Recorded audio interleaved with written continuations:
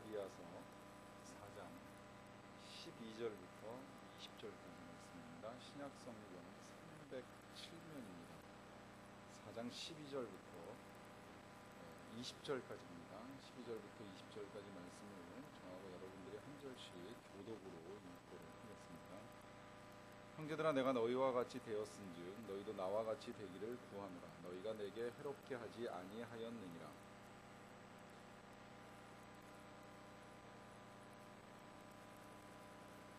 너희를 시험하는 것이 내 육체에 있으되 이것을 너희가 없이 여기지도 아니하며 버리지도 아니하고 오직 나를 하나님의 천사와 같이 또는 그리스도 예수와 같이 영접하였도다.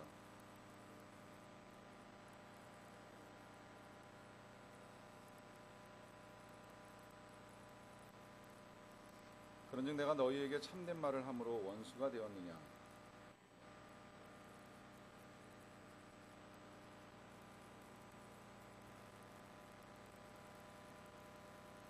좋은 일에 대하여 열심으로 사모함을 받으면 내가 너희를 대하였을 때뿐 아니라 언제든지 좋으니라.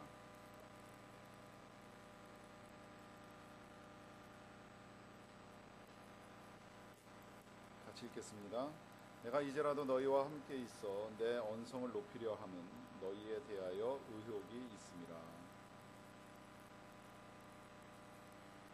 제가 어제 편지를 한 통 받았습니다.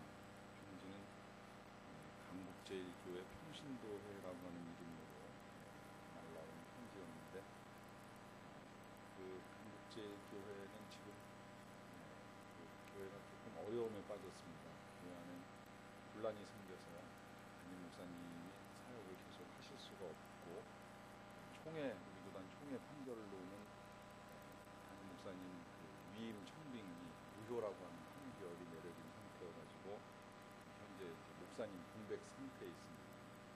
그러다 보니까 이제 담임 목사님이 그 잘못되었다라고 이 말을 하는 쪽과 담임 목사님 쪽에 잘못이 전혀 없다고 하는 쪽에 이 분란과 갈등이 생겼는데, 제가 어제 이제 받은 편지는 담임 목사님을 지지하는 평신도회에서 우리 목사님이 강북제일교회에서 심우하는 것이 문제가 없다라고 하는 것을 좀 이렇게 알아달라고 하는 것, 그래서 그것이 총회에 다시 재판에 올라갈 수 있도록 부탁을 하는 내용의 편지였습니다.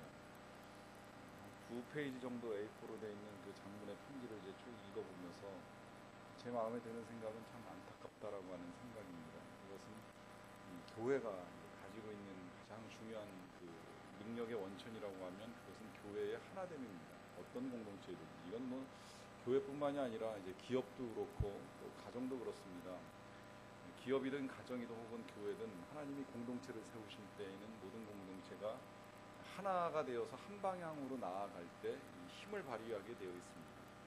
가족들도 예를 들어 가족들 간에 불화가 생기면 남자가 밖에 나가서 일을 하는 것도 제대로 안 풀리는 경우들이 많고, 또 그 불화하는 가정 속에 이제 자녀들은 이제 성격이 형성되는 것도 왜곡되는 일들이 많고, 학교에 가서도 공부할 의욕을 잃어버리는 일이 많습니다. 기업도 역시 이 기업이 하나의 목표를 향해서 모든 임직원들이 한 방향으로 가려고 하지 않으면 반드시 그 기업은 이익을 내기가 점점 어려워집니다. 서로 다른 생각들이 엇갈리고 부딪히면서 또 각자의 이해관계가 엇갈리기도 합니다. 때로는 이 기업 공동의 이익을 향해서 나아가야 되는데 이제 서로의 이익을 추구하려고 하고 오히려 자리 다툼이나 하려고 하다 보면 그것 때문에 기업 내부의 이제 에너지가 전혀 엉뚱한 방향으로 소비되는 결과를 가져오기도 합니다. 교회도 예외는 아닙니다. 교회도 하나 될 때 능력이 나타나게 되어 있습니다. 그래서 예수님이 그 세상을 떠나실 때 이 제자들에게 당부하신 것, 또 마지막으로 이 제자들을 축복하면서 기도하신 건 다른 거 아닙니다. 어떤 특별한 능력을 갖고 또 특별한 은사를 받으라고 축복하시거나 기도하시지 않으셨습니다. 오직 하나됨, 아버지와 내가 하나 된 것 같이 이들도 하나가 되어서 세상으로 하여금 이들이 나의 제자인 것을 알게 해달라고 하는 것이 예수님의 마지막 기도였습니다. 그만큼 이 하나됨 속에서 능력이 나타나기 때문입니다. 하나됨이 교회의 본질이고, 교회가 하나 될 때 교회는 그 하나됨을 통하여서 세상에 영적인 영향력과 에너지를 얼마든지 흘려보낼 수가 있게 됩니다. 이걸 제일 싫어하는 존재가 누구겠어요? 당연히 사탄입니다. 사탄은 교회가 하나 되는 걸 너무나도 싫어합니다. 그래서 틈만 나면 교회의 하나됨을 깨트리기 위해서 온갖 수단과 방법을 가리지 않습니다. 그래서 어느 한순간 이제 교회의 틈이 벌어지는 것만 딱 보이면 그 틈을 파고 들어가지고 교회를 무너뜨리려고 수단과 방법을 가리지 않습니다. 그래서 이 교회 안에 모든 그 관계들이 다 아름답게 연결이 되어 있어야 되는데 간혹 틈이 벌어지는 일이 있습니다. 예를 들면 원로 목사님과 담임 목사님, 또 담임 목사와 부목사, 또 목사들과 장로들 사이, 혹은 이제 성도들 간의 이 관계들 속에서 조금이라도 사이가 벌어질 만한 뭔가 빌미가 잡히기만 하면 그걸 가지고 이제 일을 확장시켜 나가기 시작을 합니다. 사실 강복제일교회 황 목사님 같은 경우도 처음에 시작은 그렇게 크지 않았으리라고 생각을 하는데 이제 작은 불신의 씨앗이 이제 자리 잡기 시작을 했고 이제 그것에 의심을 품었던 일부에서는 이제 신천지 이단이 이제 파고들어간 거 아니냐라고 이제 보는 시각도 있습니다만은 어쨌든 그 시작은 이제 작은 것으로 시작이 됐어요. 그런데 이걸 가지고 이제 키워나가고 또 키워나가다가 이제 서로 이전 투구하면서 싸우다 보니까 결국에 그 일로 말미암아 이제 교회가 아주 큰 난관에 봉착을 했습니다. 수천 명이 모이는 교회인데 벌써 수백 명 이상의 사람이 이제 교회를 등지고 떠나갑니다. 제가 속상한 부분은 이제 그 부분이에요. 교회를 떠나가면 그분들이 물론 다른 교회를 찾아가서 등록을 하고 또 신앙생활을 잘하면 그나마 이제 다행이고 감사하다고 생각을 합니다만은 그 중에는 연약한 신앙을 가진 사람들 가운데 아예 교회를 떠나버립니다. 아예 하나님을 등지는 일이 있습니다. 이걸 이제 누가 책임지겠냐는 거예요. 그러하기 때문에 이제 교회는 항상 이 하나됨을 잘 지켜나가야 하는데 교회가 이 하나됨이 깨지는 것은 이제 교회 안에 찾아 들어온 거짓된 사랑 때문이라고 하는 거예요. 그 거짓된 사랑의 특징이 뭐냐면 열심은 있으나 선한 의도를 가지고 있지 않다는 겁니다. 그래서 갈라디아서 4장 17절에서 이제 이 사도 바울이 이 갈라디아 성도들에게 주의를 줍니다. 여기서 그들이라고 하는 건 바울을 반대하는 사람들입니다. 바울을 반대하는 사람들은 그리스도인이기는 하지만 그러나 유대 율법주의자들입니다. 그러니까 겉으로 볼 때는 그리스도인으로 포장이 되어 있지만 그들의 내면은 율법주의를 여전히 버리고 있지 못하고 있기 때문에 올바른 그리스도인이라고 볼 수는 없습니다. 그들이 너희라고 하면 이제 갈라디아 성도들이겠죠. 그들에게 대하여 열심을 내는 것은 좋은 뜻이 아니요 오직 너희를 이간시켜서, 그러니까 갈라지게 하는 거예요. 이게 바울과 갈라디아 성도들만 이간을 시키는 게 아니라 갈라디아 성도들 사이에서도 이간을 시키는 겁니다. 그래서 교회를 무력화시키는 사단의 세력이 그 안에 내재되어 있다고도 볼 수 있습니다. 그리하여서 너희들로 하여금 그들에게 열심을 내게 하려 함이라 그래요. 결국 이 이간의 목적은 뭐냐면 하나님이 아닌 다른 존재, 그러니까 사람들에게 열심을 내게 하려고 하기 위하여 선한 의도를 갖지 않고 열심을 이제 내는 모습을 볼 수 있다라고 하는 것입니다. 로마서 10장 1절에서 3절 말씀에서는요, 사도 바울이 이런 이제 아픔을 호소해요. 형제들아, 내 마음에 원하는 바와 하나님께 구하는 바는, 그래, 이게 이제 사도 바울의 소원이기도 하고 또 하나님께 기도하는 것이 하나 있는데 그것은 이스라엘을 위하는 것이라 하는 이야기예요. 이 말을 하는 이유가 있습니다. 사도 바울은 지금까지 계속 그 여러 이제 이방 지역을 떠돌아다니면서 복음을 전했습니다. 그러니까 사람들이 이제 이런 의문을 가져요. 사도 바울은 이방인들만 사랑하느냐? 근데 사도 바울은 아니라는 걸 말하고 싶습니다. 그의 마음 속에 원하는 바가 있고 하나님께 기도하는 것이 있는데 그것은 이스라엘을 위한 것이고 그것은 곧 그들로 구원을 받게 하는 것이 사도 바울의 소원이고 기도의 내용이라는 거예요. 그래서 사도 바울이 이제 분명하게 증언하기를 여기서 이 그들이라고 하는 건 이스라엘 사람들이겠죠. 이스라엘 사람들이 하나님께 열심히 있는 것처럼 보이기는 하지만 그들이 올바른 지식을 따르는 것이 아니니라. 오히려 하나님의 의를 모르고 자기의 의를 세우려고 힘써 하나님의 의에 복종하지 아니하였느니라 라고 하면서 이스라엘 백성들은 하나님을 열심히 잘 섬기는 것 같지만 실상 그 내면을 들여다보면 자신들의 의를 쌓기 위해서 열심을 내는 것이지 하나님을 바르게 믿는 건 아니라는 거예요. 그러면서 하나님의 의를 모른다는 겁니다. 여기 그럼 하나님의 의라고 하는 건 뭘까요? 그냥 표면적으로 해석을 하면 하나님의 뜻을 모르고 열심을 내는 것이라고 볼 수 있겠고요. 또 더 나아가서 진정한 하나님의 의라고 하는 것은 하나님께서 예수 그리스도를 통해서 우리를 의롭다 하신 것이 하나님의 의입니다. 우리의 힘으로 의를 만드는 것이 아니라 예수 그리스도의 구속의 사건을 통해서 우리를 의롭다 하신 것이 하나님의 의인데, 그 하나님의 의로우심을 모르는 채 자기의 의만을 가지고 구원을 이루어 보겠노라고 하는 이 어리석음에 빠져 있어가지고 그들은 열심을 낼 뿐 선한 의도를 이루어가지 못한다라고 하는 점을 지적을 합니다. 이 모든 것들이 다 잘못됐다는 거예요. 그래서 이제 우리로 하여금 진정한 사랑을 가지고 세상을 섬기며 나아갈 것에 대해서 당부를 합니다. 그 진정한 사랑이라고 하는 것이 어떤 것인가라고 하는 것을 이제 사도 바울이 자신의 경험에 비추어서 몇 가지로 우리에게 제시해 주는데, 이 사랑을 들여다보게 되면 우리가 관계 속에서 어떤 사랑을 이루어가야 될지, 또 더 나아가서는 하나님께서 어떻게 우리를 사랑하시는지를 아주 잘 이해할 수 있도록 도와줍니다. 그래서 제일 먼저 이제 갈라디아서 4장 12절을 보시면요, 형제들아 내가 너희와 같이 되었은즉 너희도 나와 같이 되기를 구하노라. 너희가 내게 해롭게 하지 아니하였느니라 말씀합니다. 먼저 이제 이 너희도 나와 같이 되기를 구한다라고 하는 표현이 있는데요, 이 갈라디아 교인들을 향하여 사도 바울이 너희도 나와 같이 되기를 구한다라고 하는 이 말씀의 의미, 그 말씀을 보기 전에 먼저 그 밑에 있는 사도행전 26장 28절에서 29절 말씀을 좀 먼저 보겠습니다. 아그리빠가 바울에게 말합니다. 네가 적은 말로 나를 권하여 그리스도인이 되게 하는도다. 이 적은 말이라고 하는 단어 이제가 다른 말로는 또는 짧은 시간에 나를 권하여 그리스도인이 되게 하려 하는도다라고 하면서 바울의 변론이 이제 잘못됐다고 아그리빠가 지적을 하는 부분입니다. 그 지적에 대하여서 바울이 대답하기를, 말이 적으나 많으나 당신뿐만 아니라 오늘 내 말을 듣는 모든 사람도 다 이렇게 결박된 것 외에는 나와 같이 되기를 하나님께 원하나이다 하니라. 지금 바울은 재판을 받고 있는 상황입니다. 아그리빠 왕에게 의하여 재판을 받습니다. 재판을 받는 과정 중에 변론을 하라고 하니까 자기의 무죄함을 변론하는 것이 아니라 예수 그리스도의 복음을 전하고 있습니다. 그 복음 전하는 것을 들었던 아그리빠 왕이 말하기를, 네가 지금 이 짧은 시간에 적은 말로 나를 설득해서 나를 지금 그리스도인이 되게 하려는 것이냐 하면서 이제 지적을 하니까 바울의 말이 이런 거예요.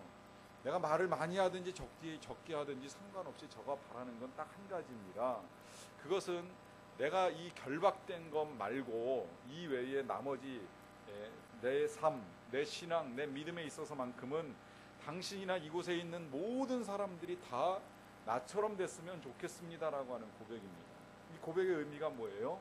당신들도 나와 같이 예수를 믿기 바랍니다. 나와 같이 예수를 믿어서 죄의 용서함을 받기를 바랍니다. 또 나와 같이 예수를 믿어서 구원받기를 바랍니다. 또 나와 같이 예수를 믿어서 참된 자유를 누리기를 바랍니다. 비록 내 몸은 이렇게 붙잡혀 있고 죄인처럼 취급을 당하면서 재판을 받을지라도 내 영혼은 자유합니다. 내 영혼은 행복합니다라고 고백하는 나와 같이 되기를 원합니다라고 하면서 아그리빠 왕에게 변론을 합니다. 이 표현이 지금 갈라디아 교회를 향한 표현하고 다르지 않아요. 그러니까 그 교회 성도들에게 너희도 나와 같이 되기를 구한다라고 하는 이 말씀의 의미가 뭐예요? 너희들도 나와 같이 율법에서 자유하기를 원합니다. 죄로부터 자유하기를 원하노라. 구원이 주시는 그 자유함의 은혜를 누릴 수 있게 되기를 바란다라고 하는 축복의 말을 해주고 있습니다. 그런데 그 앞에 보게 되면 사도 바울이 형제들아 내가 너희와 같이 되었다라고 하는 고백을 합니다. 내가 너희와 같이 되었은즉 너희도 나와 같이 되기를 구하노라. 이 다른 갈라디아 교인들이 사도 바울과 같이 되는 것과 또 사도 바울이 갈라디아 교인들과 같이 되는 건 조금 의미가 다릅니다. 왜냐하면 사도 바울이 갈라디아 교인같이 된다는 건 율법을 지키는 사람들이 된다는 의미가 아니죠. 그건 무슨 이야기예요? 여기서 지금 내가 너희와 같이 되겠다라고 하는 건 이 갈라디아가 이방 지역입니다. 이 이스라엘 땅으로부터 멀리 떨어진 지역에 살고 있는 이방인들입니다. 그들에게 가서 그들과 같이 어울려서 그들과 같이 교회를 만드는 것, 지금 이걸 말하는 겁니다. 이 일을 위하여 사도 바울은 유대인임에도 불구하고 마치 이방 사람처럼 온 지역을 떠돌아다녔습니다. 이쪽 저쪽 떠돌아다니면서 하나님의 말씀을 전하기 위해서 애를 썼습니다. 그와 같이 내가 너희들과 같이 이방인이 된 것처럼, 이방인처럼 보이는 것처럼 너희들도 나와 같이 예수를 온전히 믿어서 하나님이 주시는 참된 자유를 누릴 수 있게 되었으면 좋겠다라고 하는 고백입니다. 여러분, 이 고백은 이렇게 정리를 할 수 있습니다. 우리도 복음을 증거하는 일을 하는 사람들입니다. 우리가 복음을 전하는 일을 해야 됩니다. 이 복음을 전할 때에 복음을 전하는 방법의 가장 중요한 특징이라고 하면 그것은 복음을 받아들이는 사람이 복음을 받아들이기 가장 쉽게 접근하는 겁니다. 이제 그것을 사도 바울은 그 고린도전서 9장에서 표현하기를 이렇게 표현했어요. 내가 율법 있는 자에게는 율법 있는 자와 같이, 또 율법이 없는 자에게는 율법 없는 자와 같이, 또 약한 자에게는 내가 그와 같이 약하게 되었노라라고 하는 고백을 합니다. 그러니까 그 사람하고 같은 눈높이에서 그 사람이 받아들일 수 있는 내용을 가지고 복음을 전한다는 거예요. 결국 우리의 목적은 예수를 믿지 않는 사람들이 우리와 같이 예수님을 믿도록 만드는 것입니다. 그러나 그토록 그렇게 이루어가기 위해서 우리의 방법, 우리의 수단은 우리를 그들과 동일하게 만들어 가는 것을 말합니다. 그래서 내가 너희와 같이 되었은즉 너희도 나와 같이 되기를 구한다라고 하는 고백을 하면서 이제 너희들도 나와 같이 자유한 그리스도인이 되기를 원한다라고 말씀을 합니다. 그런데 그러면서 그 뒤에 보시게 되면 너희가 내게 해롭게 하지 아니하였느니라 라고 하는 이제 말씀을 덧붙였습니다.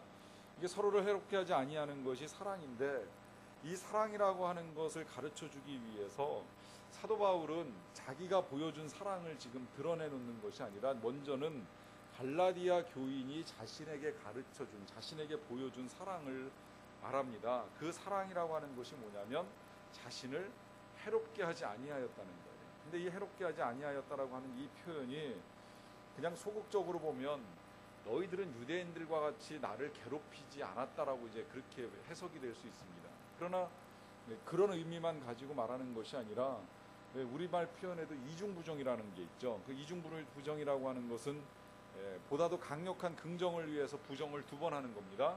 그러니까 여기서 너희가 내게 해롭게 하지 아니하였다라고 하는 이 말의 의미는 너희가 나에게 유익을 주었다는 거예요. 그걸 강조하는 겁니다. 그러니까 유대인과 같이 괴롭히지 아니하였을 뿐만 아니라 오히려 너희가 나에게 큰 도움을 주었다라고 하는 것입니다. 그럼 무슨 도움을 주었느냐 했을 때 이제 그 도움의 내용이 갈라디아서 4장 13절 그 밑에 기록이 되어 있습니다.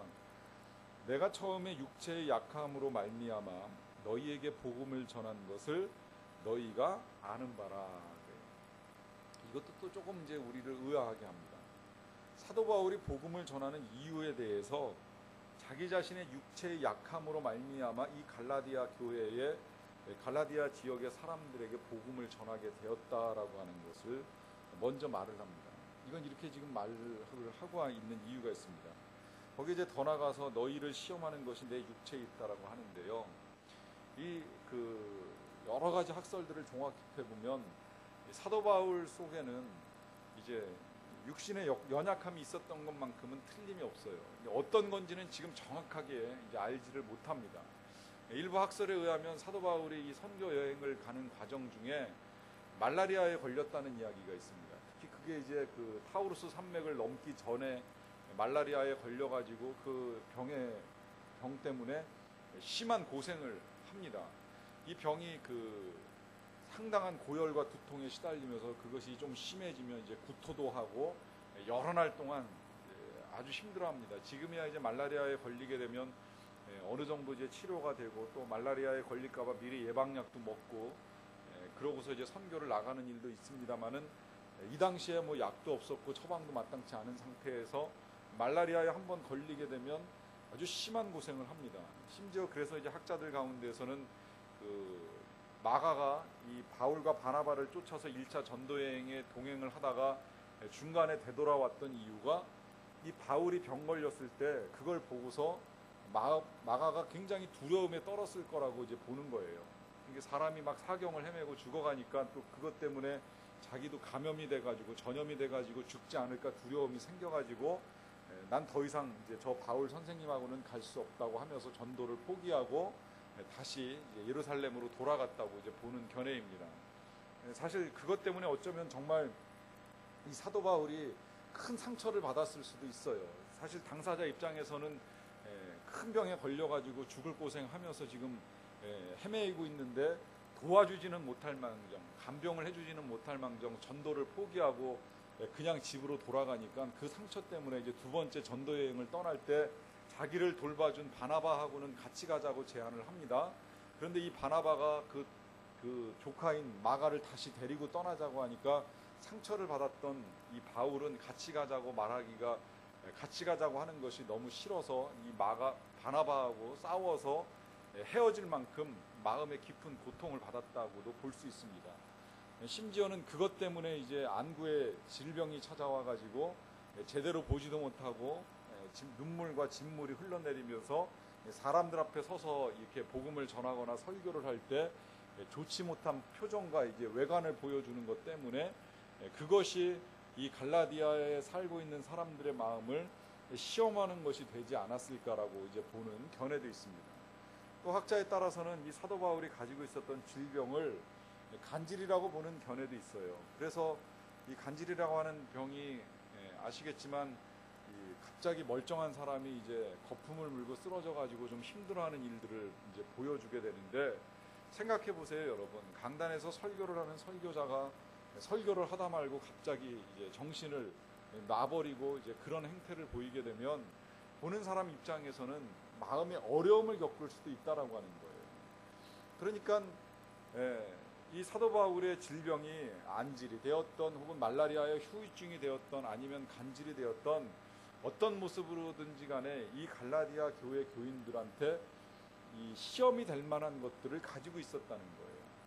그리고 그것 때문에 사도 바울의 여정이 변경된 거라고도 이제 보는 겁니다. 원래는 사도 바울은 좀 더 멀리 이 소아시아 지역을 이제 기점으로 해가지고서 이제 저기 로마 또 스페인까지 이제 유럽으로 이렇게 진출할 계획을 가지고 있었는데 그 산맥을 넘으면서 말라리아에 걸리고 이제 눈에 질환이 찾아오고 이제 하다 보니까 더 진행시켜 가고자 하더라도 갈 수가 없는 거예요. 그래서 자신의 질병, 그 육체의 약함으로 말미암아 갈라디아에 머물게 되고 그 일 때문에 이 지역에서 복음을 전하는 일을 하게 되었다라고 하는 거죠. 그래서 육체의 약함으로 말미암아 처음에 이제 복음을 전하게 된 것을 너희들도 알고 있지 않느냐. 그런데 문제는 너희를 시험하는 것이 나의 육체에 있으되 이것을 너희가 업신여기지도 아니하며 버리지도 아니하였다는 거예요. 그러니까 그 질병 때문에 사도 바울을 무시하지 않았다는 겁니다. 사실 무시할 만한 일이 될 수도 있습니다. 왜냐하면 사도 바울은 다른 사람들의 질병을 고쳐줍니다. 또 예수 그리스도를 증거하면서 그분이 행하셨던 그 병고침의 능력들에 대해서도 언급을 했을 것입니다. 그런데 전하기도 하고 증거하기도 하면서 정작 자신의 질병을 고치지 못한다고 생각을 해보세요. 근데 사실 이 부분은 성도님들도 좀 알고 가셔도 좋은 부분인데요. 원래 그 남의 병을 잘 고치는 사역자라고 하더라도요, 자신의 병을 고치는 건 참 어렵습니다. 그건 이제 사도 바울이 보여주는 이제 대표적인 예라고 할 수도 있겠고요. 실제로 이제 오늘날까지도 그래요. 남의 질병 잘 고치는 사역자가 자기 질병 잘 고치는 일이 그렇게 쉬운 일은 분명히 아니라는 거예요. 그러니까 이 능력이라고 하는 건 다른 사람을 위하여 사용하라고 하나님께서 주시는 은사요 선물이지 내가 나를 고치기 위해서 사용되는 일들이 흔하지는 않다는 겁니다. 그렇다고 뭐 전혀 불가능한 건 아니에요. 우리가 나의 질병을 놓고 내가 기도할 수는 있지만 때때로 더디다고 생각이 들 때에는 역시 나 혼자만의 기도보다는 다른 사람들의 기도를 받으면서 도움을 받는 것도 필요하다라고 하는 관점에서 이해를 하시라고 하는 말씀입니다.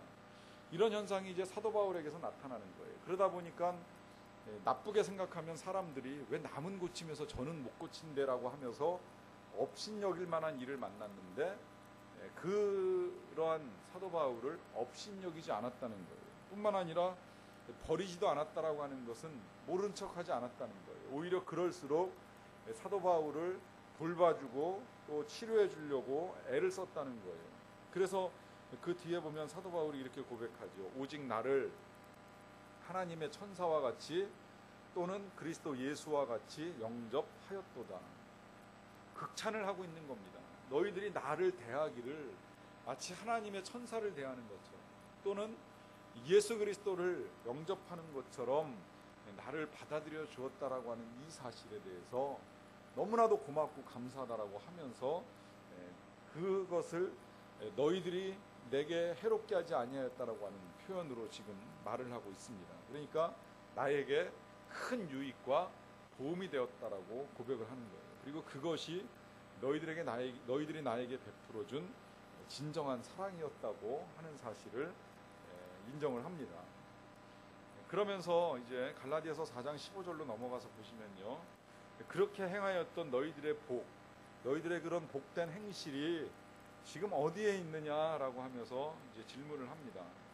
내가 너희에게 증언하노니 너희가 할 수만 있었더라면 너희의 눈이라도 빼어서 나에게 주었으리라라고 하면서 진정한 사랑이라고 하는 것은 내가 가지고 있는 것 중에서 귀한 것이라도 주고자 하는 마음이라고 하는 것을 분명하게 가르쳐 줍니다. 이 눈이라도 빼어준다라고 하는 표현 그 자체는 이제 우리가 이해하기가 쉬워요. 왜냐하면 우리는 아주 사랑스러운 존재를 놓고 이야기할 때는 눈에 넣어도 안 아프다라고 하는 표현을 합니다. 그만큼 이제 사랑하기 때문에 내 눈이 아파도 얼마든지 내 눈 안에 집어넣을 수 있을 만큼 귀한 존재를 놓고서 그런 이야기를 하지요. 사실 눈이라고 하는 건 정말 이제 소중한 우리 신체의 기관이라고 할 수 있는데 그거라도 빼어줄 만큼 너희들이 나를 사랑하였다라고 하는 사실에 대해서 다시 한번 그 사랑을 추억하면서 사도 바울은 고마운 마음을 가지고 있고 이런 것이 진정한 사랑이라고 하는 것을 분명하게 밝혀줍니다.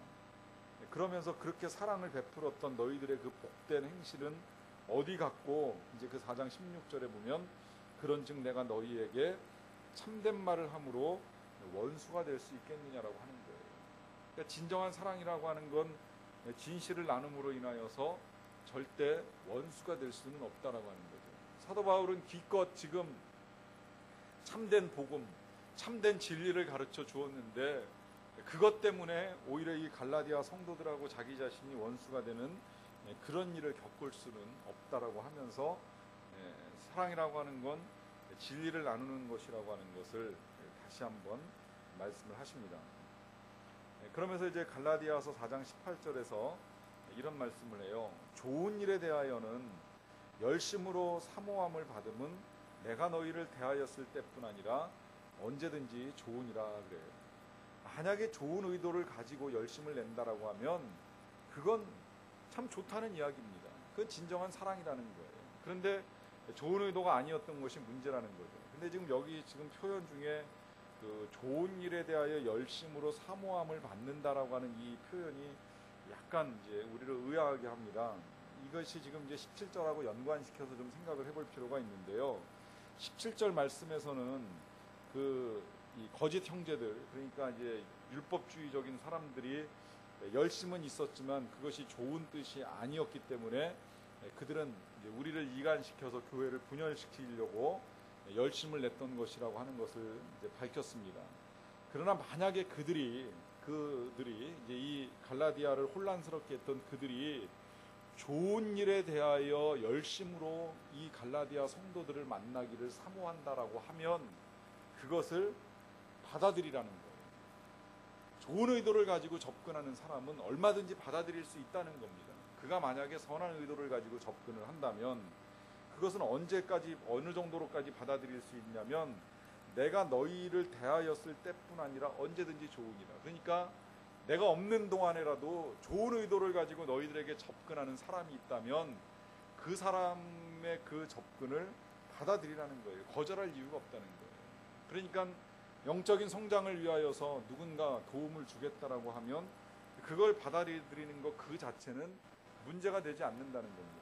그런데 이제 이 부분이 참 우리에게 어려운 부분이에요. 왜 어렵냐면 처음에는 좋은 의도를 가지고 접근을 하는 것처럼 보입니다.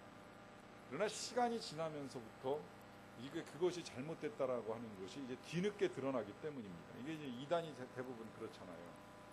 처음에는 성경 공부해보지 않을래? 뭐 이렇게 접근을 한다든지, 구원의 확신이 있습니까? 질문하고 난 다음에 그렇다 그러면 그럼 언제 어디서 어떻게 구원을 받았습니까? 알고 있습니까? 이제 이러면서 아주 세밀하게 물어봐요. 그러다가 대답을 못하면 제가 가르쳐 줄게요. 내지는 그걸 정확하게 배울 수 있는 데가 있는데 한번 가보겠냐고. 또 혹은 어디에 가면 성경 공부를 되게 잘 가르쳐 주는데 정말 기가 막히다라고 하면서 진리의 문을 열어주는 것처럼 좋은 의도를 가지고 접근을 합니다. 그러나 나중에 보면 정작 정말 좋은 의도를 가지고 열심을 내는 것이 아니라 이제 그들의 의를 위하여서 또 하나님의 의를 배척하면서 열심을 내는 일이기 때문에 이제 그런 것들이 거짓된 사랑이고 잘못된 것이라고 하는 것을 지적하면서, 만약에 정말 우리의 영적인 성장을 위하여 좋은 접근이라고 하면 그걸 받아들이는 것은 문제될 것이 없다라고 하는 사도 바울의 생각을 분명하게 전달을 해줍니다. 이제 그러면서 이 단락의 마무리를 짓습니다. 갈라디아서 4장 19절에서 20절. 나의 자녀들아, 너희 속에 그리스도의 형상을 이루기까지 다시 너희를 위하여 해산하는 수고를 하노니 내가 이제라도 너희와 함께 있어 내 언성을 높이려 하면 너희에 대하여 의혹이 있음이라.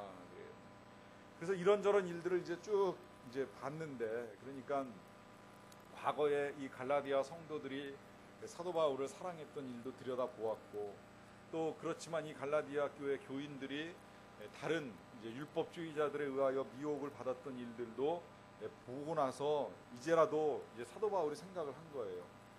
내가 이 갈라디아 성도들을 성도로 만들기 위해서 마치 해산하는 수고를 했다라고 하는 걸 먼저 이야기합니다. 이 해산의 수고라고 하는 표현을 사용하는 것은 그만큼 고통스러웠다는 거예요. 그만큼 힘들었다는 거죠.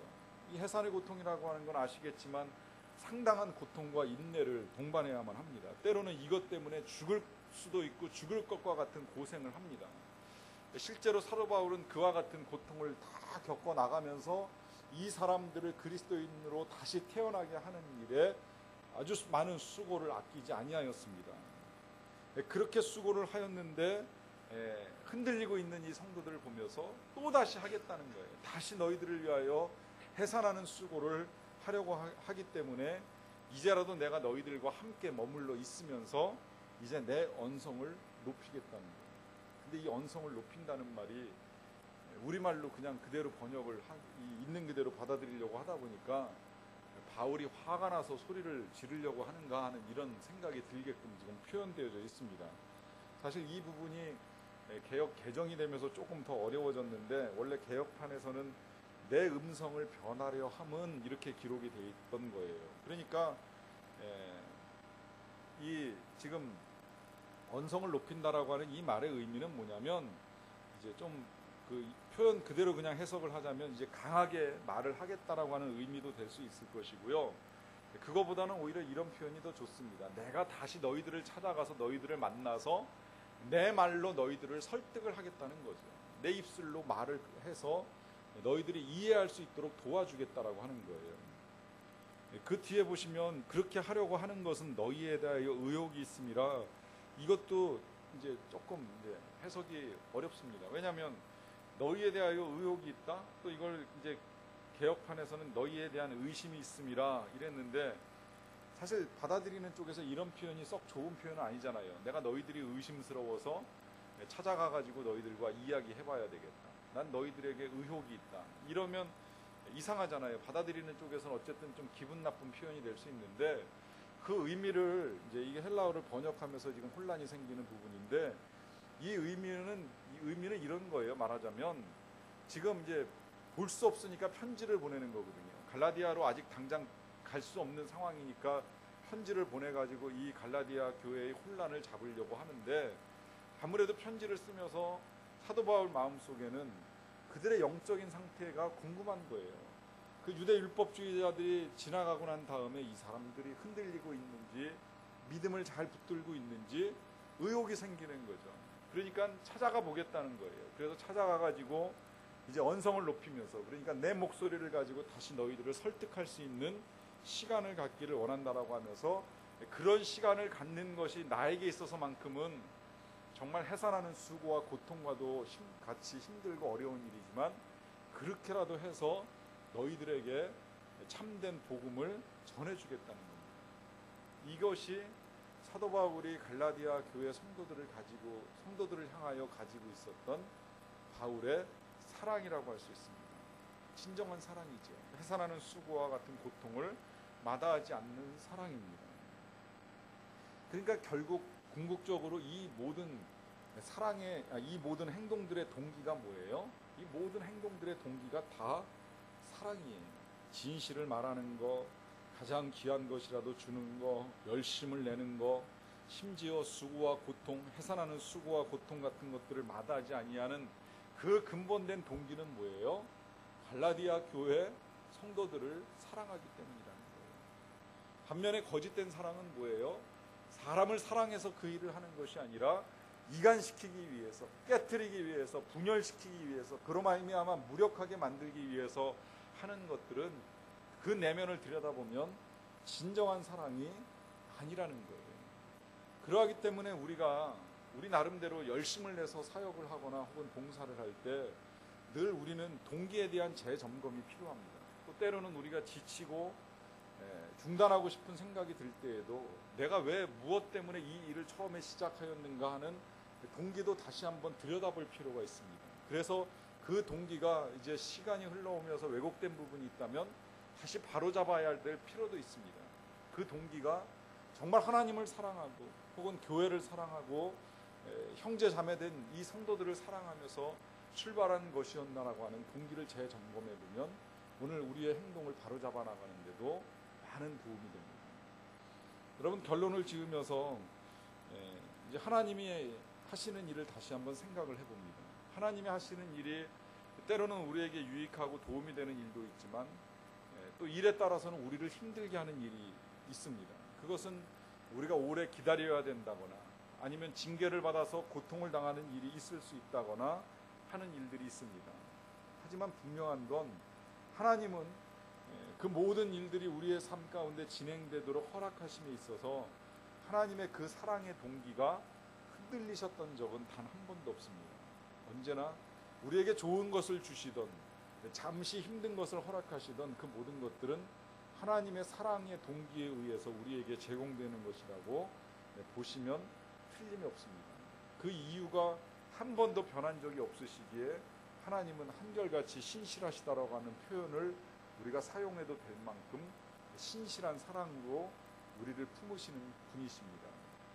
그 사랑을 힘입고 살아가는 우리들도 어떤 누구든지 간에 사랑으로 섬기고 돌보고 나눌 수 있게 되시기를 간절히 바랍니다. 같이 잠깐 찬양하고 기도하겠습니다. 주의 손에 나의 손을 포개고